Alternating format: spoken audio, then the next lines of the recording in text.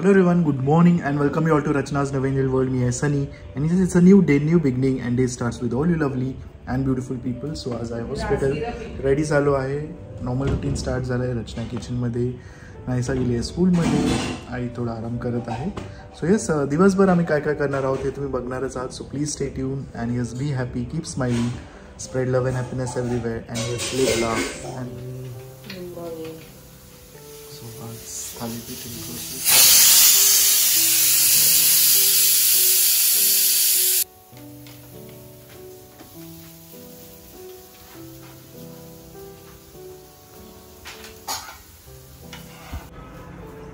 Good morning. Good morning. Fresh वाटते. Fresh काय बाकी चालताच येत नाही एवढं, बाकी काय एकदम चांगली ठणठणीत जायची. झोप लागली. सवय आहे ना, ते परत झोपते.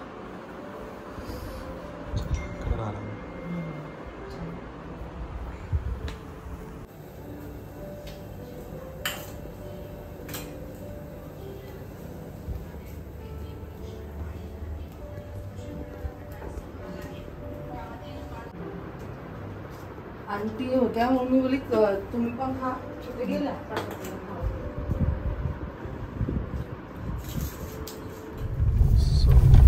घरातली सगळं कामं वाइंड अप करून रचना चालली शूटला. रचना म्हणजे रचना आणि सनी. मी आहे, रचना अधुरी आहे सनी शिवाय. तर गाईड करेल.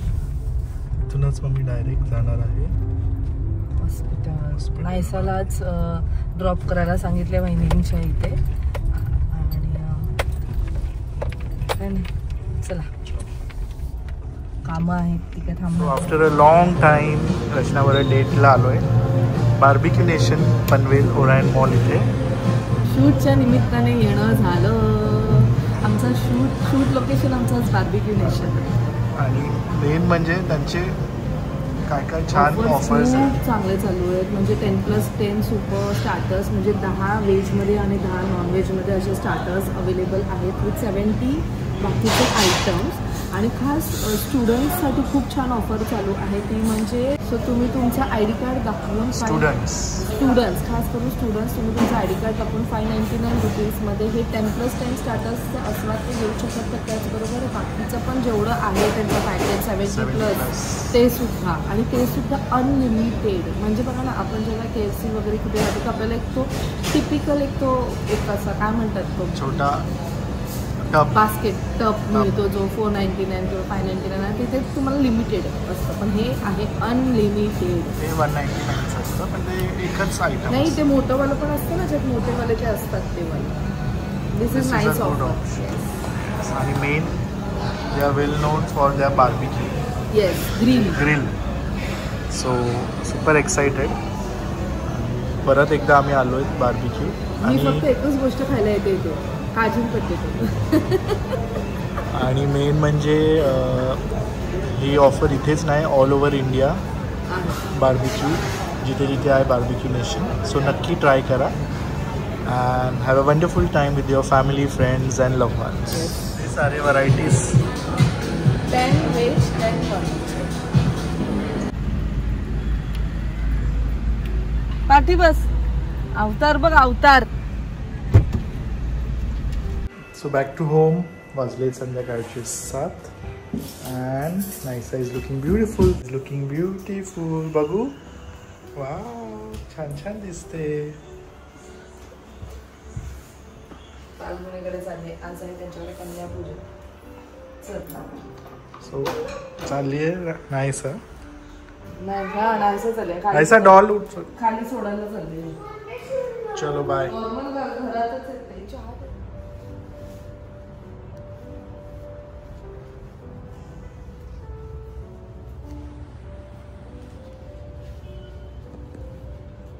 आई घडी घालायची आई मला तर काढायचं, पण नाही कधी घडी घातल्यात आईंनी. आईंचं बरोबर लक्ष असायचं कपड्यांकडे, कोणते कपडे ओले आहेत मग ते व्यवस्थित तिला ड्राय करायचे. आणि आमचे कपडे असे यायचे. आईची खूप हेल्प होते तशी. ठीक आहे. एक असतं ना एका पॉइंट नंतर प्रत्येकाला एक आरामाची गरज आहे. आराम, ब्रेकची गरज आहे. आणि बाईला तर गरजच आहे. ती कितीही बोलली की मी रिटायर्ड झाली आहे तरी काय ना काहीतरी कामं चालूच असते, ते बंद होतच नाही. अशी नसतील तरी ते मेंटली काय ना काहीतरी चालू असते. सो ते त्या ब्रेकची पण गरज आहे.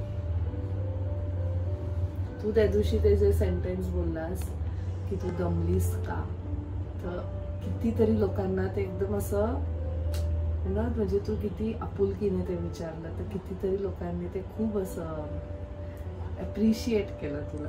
हो का? खूप लोकांचं प्रत्येक पुरुषाने फक्त एवढं तरी विचारलं ना तरी मग तो पूर्ण दिवसाची जी थकावट आहे किंवा पूर्ण दिवस जेवढं तो स्ट्रगल झालेला आहे ते सगळं काही ती व्यक्ती विसरून जाते आणि एक चेहऱ्यावरती एक स्माइल येते. आणि हे सनीचं तर आहेच वैशिष्ट्य. म्हणजे पूर्ण दिवस एकदम आपण त्या वेगळ्या झोन मध्ये असतो आणि फक्त एक सेंटेन्स पण खूप काही बोलून जातो. Thank you so much for being in my life. It's my pleasure. छोटंसं पण एक अप्रिसिएशन किंवा एक छोटं वाक्य किंवा एक शब्दाने पण ऊर्जा मिळते.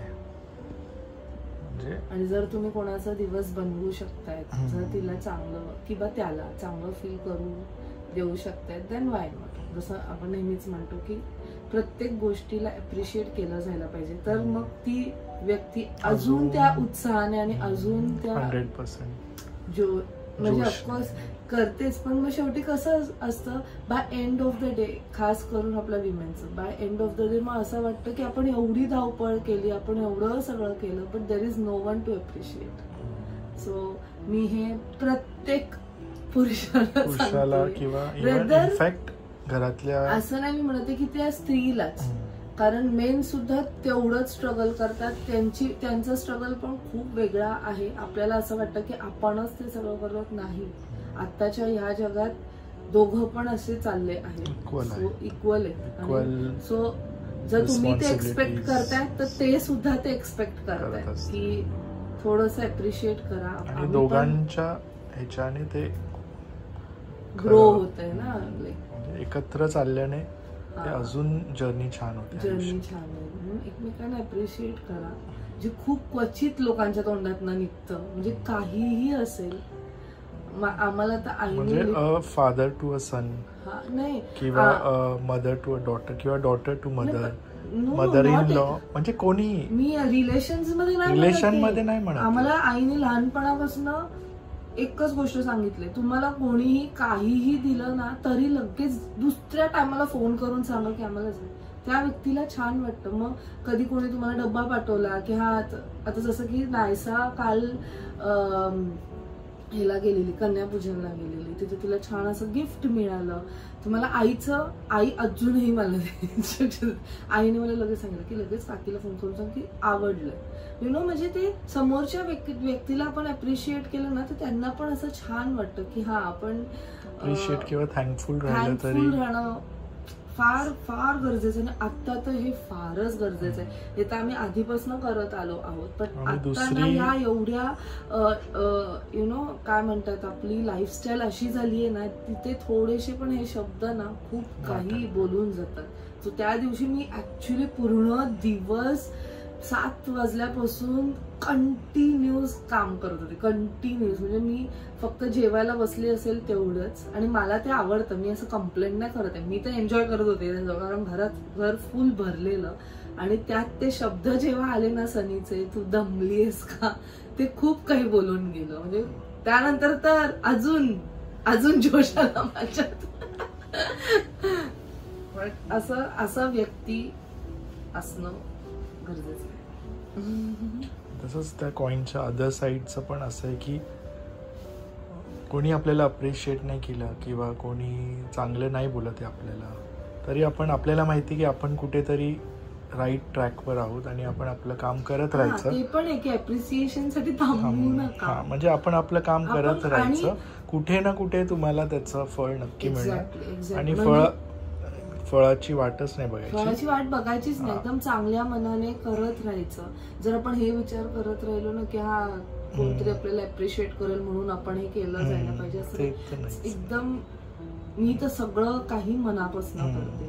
कारण प्रत्येक काम हे काम आणि मी प्रत्येक कामात काय ना काहीतरी नवीन शिकते, खरंच म्हणते. म्हणजे इव्हन मी घरात पण, मी आता ह्या 4-5 दिवसात जी माझी धावपळ चालू आहे ना, मी ते रिलेट करू शकते जे पण वर्किंग आहेत त्यांना. म्हणजे ऑफकोर्स मी, कारण कसं आहे, खूप काही गोष्टी माझ्या वाटल्या जातात इथे, पण जे न्यूक्लिअर फॅमिलीमध्ये राहतात ते त्यांच्या मुलांना सांभाळून, त्यांचं जॉब, त्यांचं घर, ते सगळं काही सांभाळून ज्या प्रकारे ते मॅनेज करतात ना, हॅट्स ऑफ.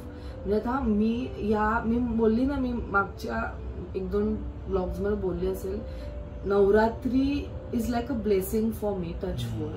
कारण मी एवढी बिझी आहे ना, एवढी बिझी आहे, म्हणजे घरातलं तर मी करतेच आहे, पण त्याचबरोबर माझे खूप सारे शूट लाईन्ड अप आहेत, खूप दिवसभर बिझी, आणि मला ते आवडतंय.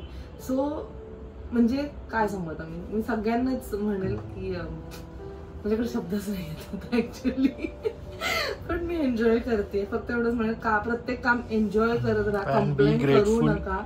Grateful towards life. कारण आपण जे आयुष्य जगतोय ते लोक प्रे करतात किंवा लोक तिथे त्या जागेवर किंवा त्या गोष्टी मिळवण्यासाठी मेहनत करतात. सर्वात इम्पॉर्टंट गोष्ट, कोणाचीच म्हणजे स्वतःची लाईफ दुसऱ्या बरोबर कम्पेअर करू नका.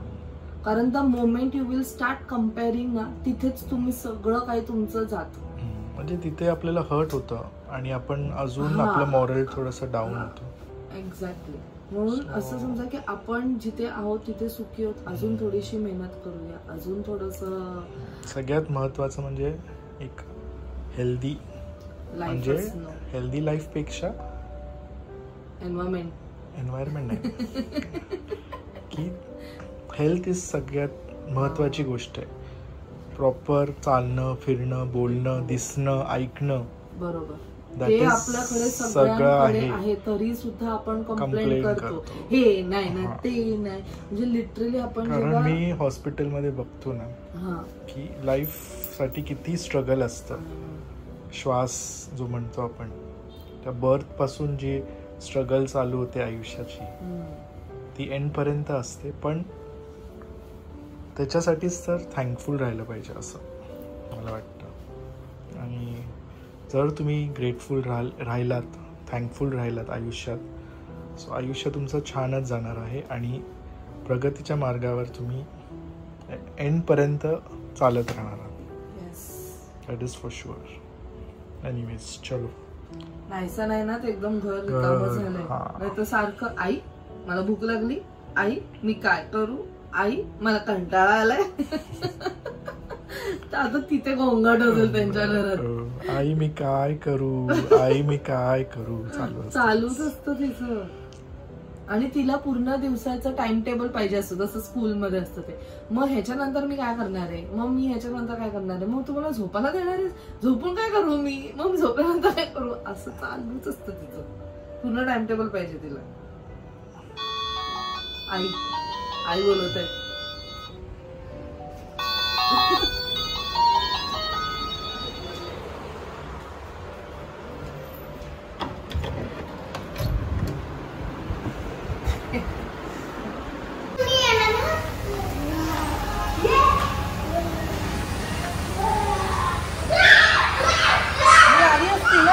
घ्यायला मला वाटलं तुम्ही दोघं येणार आहेत म्हणून. नाही, माझ्याकडे पण सेम कुर्ता आहे.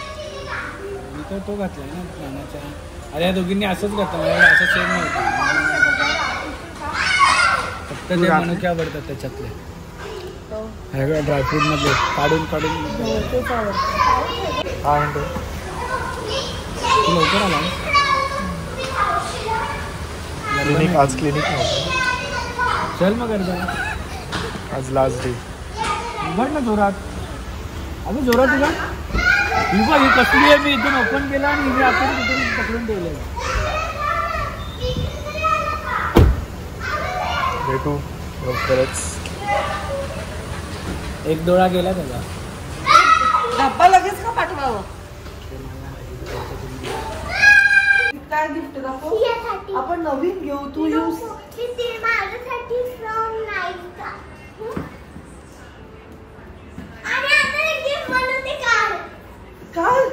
कारची बनवली. So finally the day comes to an end. सकाळपासून धावपळ आणि हे. सो आजचा व्लॉग आवडला असेल. भेटूया आपण नेक्स्ट व्लॉग मध्ये. Till then, bye, take care and live, laugh and love. Bye bye.